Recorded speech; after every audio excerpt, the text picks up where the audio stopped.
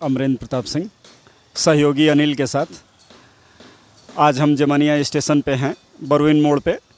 और आज अंतिम चरण के चुनाव से 2 दिन पहले आज चुनाव की तैयारियां लगभग ख़त्म के कगार पे हैं। और यहाँ मेरे साथ बरवीन गांव के आसपास, जमनिया स्टेशन के आसपास के लोग हैं। उनसे हम जानेंगे कि आज क्या स्थिति है इस जमनिया विधानसभा के चुनाव की। राकेश से लेते हैं, कहीं हेडमास्टर भी हैं, टीचर भी हैं, ये पढ़ाते भी हैं, तो हम इनसे जानेंगे कि इनकी राय क्या है। राकेश जी बताएं। मेरी राय, जो सरकार रोज़गार पे बात करे, भ्रष्टाचार पे बात हो, निश्चित तौर पे भाजपा की सरकार में सड़क और बिजली पर बहुत अच्छा काम हुआ है, लेकिन अभी तक स्वास्थ्य पे ध्यान नहीं गया है। मेरी खुद की बातचीत जयप्रताप सिंह जी से हुई थी, जो उत्तर प्रदेश में वर्तमान में स्वास्थ्य मंत्री हैं। और हम लोग यहाँ पर सामुदायिक स्वास्थ्य केंद्र बरवीन जमनिया पर 3 साल से अनवरत प्रयासरत रहे। वहाँ डॉक्टरों की कमी रही, सुविधाओं की कमी रही, मूलभूत समस्याएं बनी हुई थी। और हमारे इलाके में स्वास्थ्य को लेकर के और रोज़गार को लेकर के कोई ठोस कदम अभी तक स्थानीय तौर पर भी और सरकार के तौर पर, सरकार से भी कोई मदद नहीं मिली। और 5 साल में आप कितनी अपेक्षा रखते हैं सरकार से? सड़क दिया आपको सरकार ने, बिजली दी, आप सड़क और बिजली पे तो और पानी पे तो ठीक है। क्या आप अपेक्षा करते हैं मेडिकल कॉलेज हर राज्य, हर ज़िले में सरकार मेडिकल कॉलेज खोल रही है, अभी डॉक्टरों की तो सरकार के पास कमी है। पिछले की सरकारों ने इस पे ध्यान नहीं दिया, तो आप कितनी अपेक्षा रखते हैं? सरकार से बहुत उम्मीद है, क्योंकि 15 से 14 इसके मतलब कि सरकार अच्छा काम कर रही है। मैंने आपको बताया है कि सरकार सड़क और बिजली के मुद्दे पर पास है, लेकिन रोज़गार के मुद्दे पे, महंगाई के मुद्दे पे, भ्रष्टाचार के मुद्दे पर, किसानों के मुद्दे पर फेल है। मैं तो कह ही रहा हूँ, अनुदेशकों का मामला हो, शिक्षा मित्रों का मामला हो, प्रेरकों का मामला हो, वहाँ पर सरकार फेल है। तो इसके लिए क्या आप सुझाव देना चाहेंगे सरकार को, या क्या बेहतर कर सकती है सरकार, या कोई दूसरी सरकार क्या इससे बेहतर कर सकती है?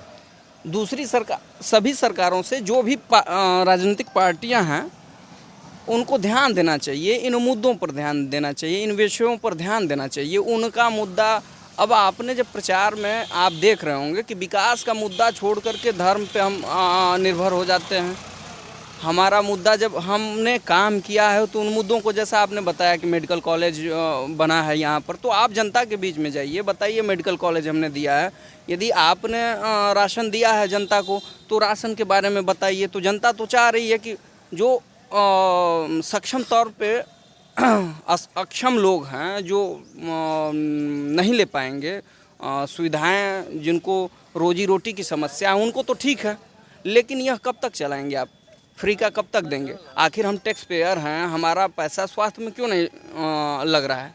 उन चीज़ों पर आप, समस्याओं पर ध्यान दीजिए ना, कि टैक्स पेयर का लग कहाँ रहा है। जिन लोगों को हम टैक्स देते हैं उनको लगता है सरकार हमको दे रही है। तो आप बताइए कि भारत सरकार या उत्तर प्रदेश की सरकार हम टैक्स पेयरों से लेकर के पैसा और इन्वेस्ट करती है। हमको अच्छी सड़क चाहिए, अच्छी स्वास्थ्य। यहाँ पर आप बताइए कि आप 45 किलोमीटर के दायरे में कोई बड़ा हादसा हो जाए तो हमारे पास कोई प्राइवेट हॉस्पिटल तक नहीं है। सरकारी की छोड़िए, सरकारी हॉस्पिटल को लेकर के आप रोना रो रहे हैं। यहाँ पर बीएचयू में बहुत से तमाम स्टूडेंट एमबीबीएस किए हुए हैं लोग रहते हैं। तो उन लोगों से आप एक कॉन्ट्रैक्ट करते, अपना देश छोड़ करके लोग बाहर जा रहे हैं, तो एक तो बंधन होना चाहिए, नैतिक बल आपको उठाना चाहिए था, उस पर ध्यान देना चाहिए था। तो अब बताइए कि इन मुद्दों पर आखिर कब तक एक युवा इस बात को लेकर के वोट देता रहे? सड़क मिल गई, बिजली की सुविधा आपने दे दिया, स्वास्थ्य के मुद्दे, शिक्षा के क्षेत्र में सुधार हुआ है क्या? इस पे और भी सुधार की ज़रूरत है? बिल्कुल बिल्कुल, शिक्षा के क्षेत्र में बहुत ज़्यादा सुधार की आवश्यकता है। चूँकि मैं प्राथमिक विद्यालय में प्रधानाध्यापक हूँ, तो मैंने महसूस किया है कि मूलभूत समस्याओं पर बहुत बढ़िया काम हुआ है योगी सरकार में।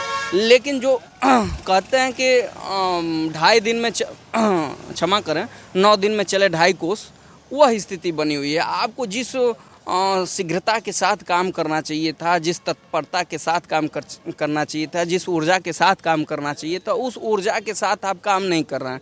अपने यहाँ स्थानीय स्तर पर आप अपने विधायक को देख लें, कितना तो आपके इस विद्यालय की सारी जिम्मेदारी तो शायद ग्राम प्रधान की जिम्मे दे दी गई है। क्या ग्राम प्रधान भी अब उस पर विशेष ध्यान नहीं दे रहे हैं? नहीं, ग्राम प्रधान ध्यान दे रहे हैं। आप बताएं ना कि एक ग्राम प्रधान को आप कितना पैसा देते हैं, बजट कितना है? आप 100 रुपया मुझे दीजिए और उसी में विद्यालय भी बनवाइए।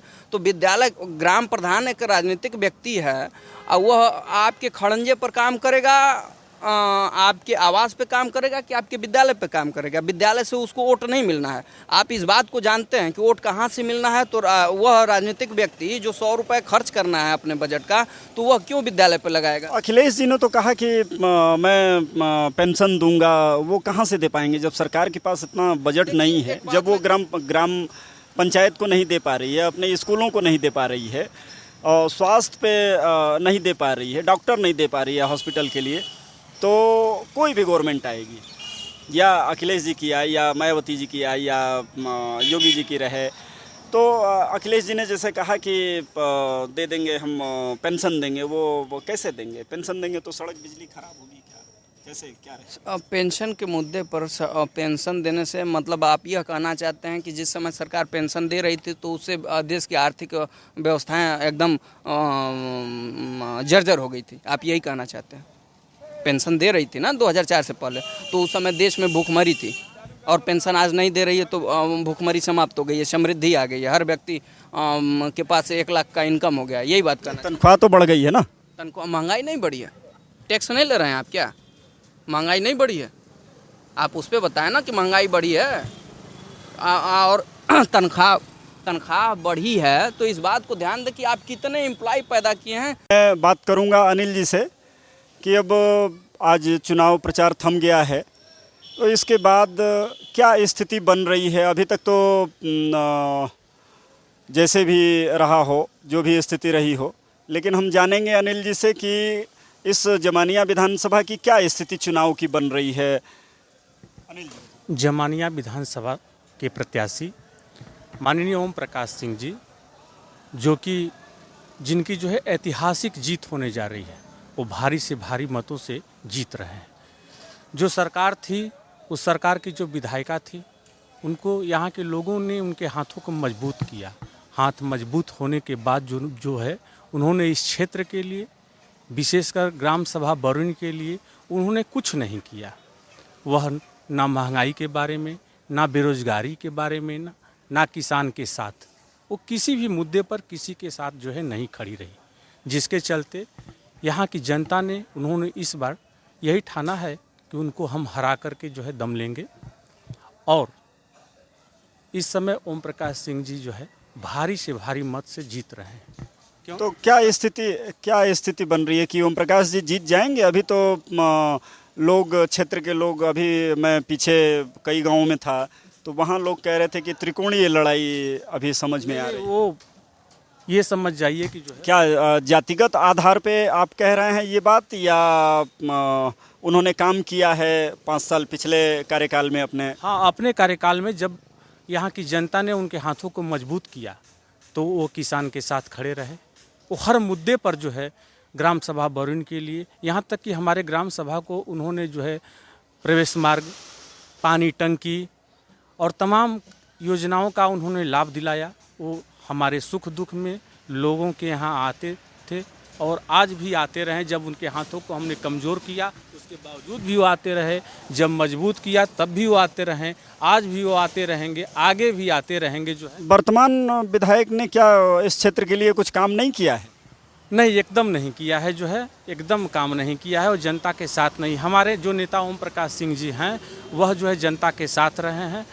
वह जो है जात की राजनीति नहीं करते हैं, वह जमात की राजनीति करते हैं। वह मन की बात नहीं करते हैं, वह सब की बात करते हैं। वह आंख बंद करके सपने नहीं देखते हैं, वह खुली आंख से पूरी जनता के लिए सपना देखते हैं। जितने जमानिया में थाना चौकी जो भी मामले आते हैं उससे कहीं ज़्यादा जो है ओम प्रकाश सिंह जी के यहाँ सेवराई में मामले आते हैं और वह जो है अपनी जनता के लिए खुला दरबार।